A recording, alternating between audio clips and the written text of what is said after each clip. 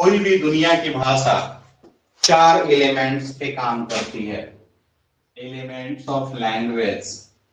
या अगर आप 4 चीजों को समझ गए तो आप उस चीज को, उस लैंग्वेज को समझ गए। पहला चीज है रीडिंग, आपको पढ़ने आ गया, रीडिंग से आ जाएगा राइटिंग, अगर पढ़ने आ जाएगा तो लिखने आ जाएगा, रीडिंग हो गया। उसी तरह से अगर पढ़ने लिखने आया तो बोलने भी आ जाएगा, और बोलने आ गया तो उस भाषा को हम समझ भी पाएंगे। क्या कर पाएंगे? अंडरस्टैंडिंग मिला पाएंगे। पढ़ना, लिखना, बोलना, समझना, 4 चीजें होती हैं दुनिया के किसी भाषा में। ये 4 चीजें अगर आपकी आ गई तो आप उस भाषा के एक्सपर्ट हो गए। 4 में से कोई एक नहीं आती है। सपोज करिए आप लिख लेते हैं, आपको कोई बोलता है तो आप समझ लेते हैं, इसको लिसनिंग भी कर सकते हैं। इस चीज को जो है हम लिसनिंग में कर ले, ज्यादा बेहतर होगा कि हम इस चीज को समझ ले रहे हैं, पढ़ करके या सुन करके समझ ले रहे हैं। लेकिन अगर हमें लिखना नहीं आता तो बेकार है, या इसमें से कोई भी एक पार्ट हटा दें हम तो ये चीज जो है यूजफुल नहीं है। जैसे अगर आपको पढ़ना नहीं आता, बोलना आता है और सुनना आता है, बेकार है। पढ़ना नहीं आता तो लिखना भी नहीं आएगा। बहुत सारे ऐसे लोग होते हैं जो बोलते बड़ा अच्छा है, सुन के समझ भी लेते हैं, लेकिन वही चीज अगर आप उसको लिख करके दे दीजिएगा तो वो पढ़ नहीं पाएगा। या वही चीज उसको आप कह दीजिएगा कि बउआ हमको लिख के दो, तो वो लिख नहीं पाएगा। तो ये समस्याएं हैं एलिमेंट्स ऑफ लैंग्वेज में। ये 4 चीजें आ गई, रीडिंग के साथ राइटिंग और स्पोकन के साथ लिसनिंग। पूरे क्लास में केवल हम लोग क्लास ही नहीं पढ़ेंगे, हम लोग इस चारों हिस्सों पे, मतलब 4 पार्ट हुआ है ना। मान लीजिए कि ये 1 नंबर है, ये 2 नंबर है, ये 3 नंबर है और ये 4 नंबर है। चारों अबाउट ग्रामर में सबसे पहले अगर आपसे कोई पूछ देता है कि बउआ जानते तो बहुत कुछ हो, लेकिन ग्रामर क्या होता है बताओ, व्हाट इज ग्रामर, आप क्या जवाब देंगे? What is grammar?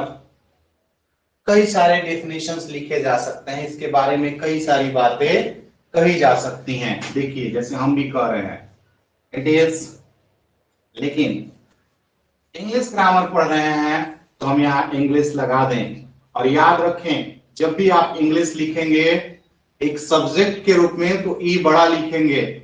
लिखिए पहला डेफिनेशन, इंग्लिश ग्रामर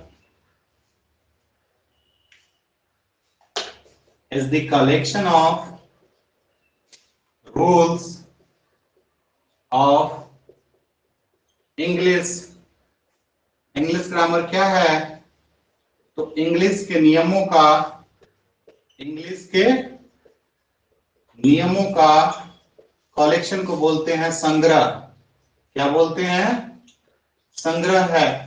एक तो ये सिंपल डेफिनेशन हो गया कि उन रूल्स का संग्रह है, उन रूल्स का कलेक्शन है जिन रूल्स का उपयोग करके आप इंग्लिश को समझते हैं, इंग्लिश को पढ़ना, लिखना और बोलना जानते हैं। दूसरा डेफिनेशन आप ले सकते हैं कि English grammar is an art और साइंस। इंग्लिश ग्रामर क्या है? तो एक आर्ट है या एक साइंस है that teaches us to read, write and speak correctly in English। To read, write and speak correctly in English। किस भाषा में सही सही बोलना है? इंग्लिश में। और क्या करना है सही सही? तो पढ़ना, लिखना, बोलना, 3 काम हमको समझना आना चाहिए। पढ़ना, लिखना और बोलना।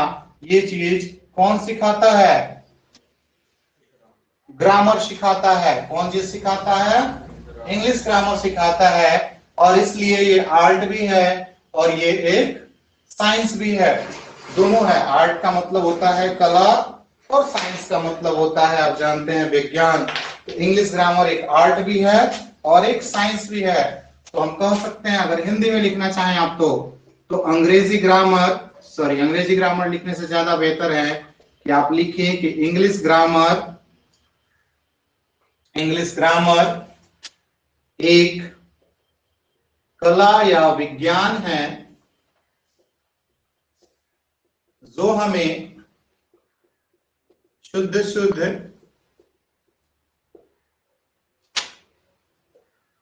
इंग्लिश, पहला क्या है पढ़ना, दूसरा है लिखना और तीसरा है बोलना सिखलाता है।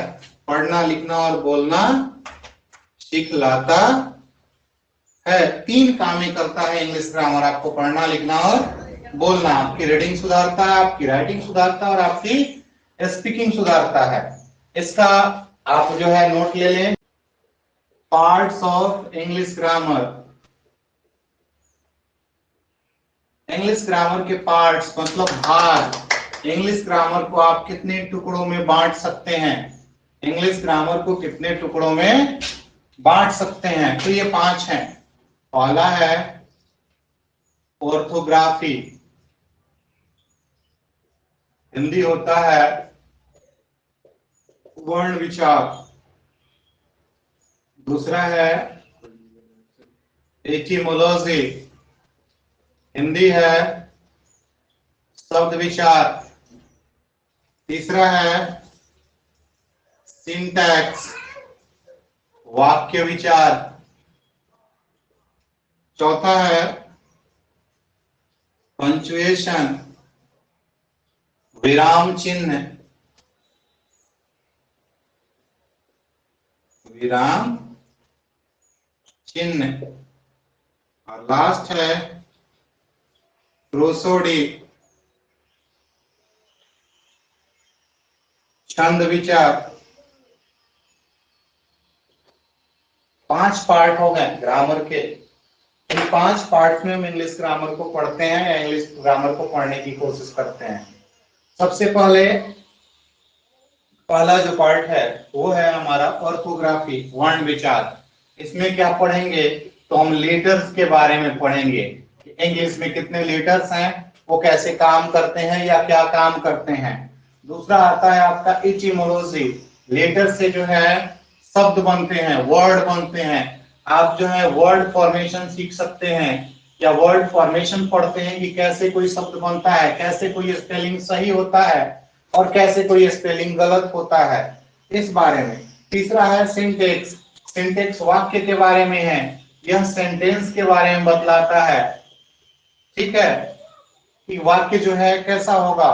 वाक्य के कई काइंड्स होते हैं, जैसे असर्टिव सेंटेंस होगा, इंट्रोगेटिव सेंटेंस होगा, इंपरेटिव सेंटेंस होगा, ऑप्टेटिव सेंटेंस होगा, एक्सक्लेमेटरी सेंटेंस होगा या वोकेटिव सेंटेंस होगा। सेंटेंस कैसे लिखा गया है, उस सेंटेंस का क्या सेंस हो सकता है, इस तरह से। उसके बाद हम चलते हैं पंक्चुएशन की तरफ, जो कि है विराम चिन्ह। बहुत सारा सिंबल आपको मिलता है, जैसे full stop, comma, semi colon, colon, question mark. तो ये किसको कहाँ यूज करना है, इन सब चीजों के बारे में जिस लेसन में पढ़ते हैं या ग्रामर के जिस हिस्से में पढ़ते हैं, उसको जो है हम पंक्चुएशन बोलते हैं। क्या बोलते हैं?